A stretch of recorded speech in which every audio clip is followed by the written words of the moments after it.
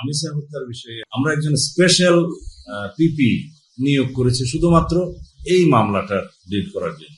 আদালত এর মধ্যে ছুটিতে যাবে, আপনারা অনেকে জানেন, কিন্তু এই বিশেষ আদালতটা ছুটি মাননীয় চিফ জাস্টিস বাতিল করার চিন্তা করছেন। এখনো হয়েছে কিনা আমি জানি না, এটা আইন মন্ত্রণালয় ডিল করছে।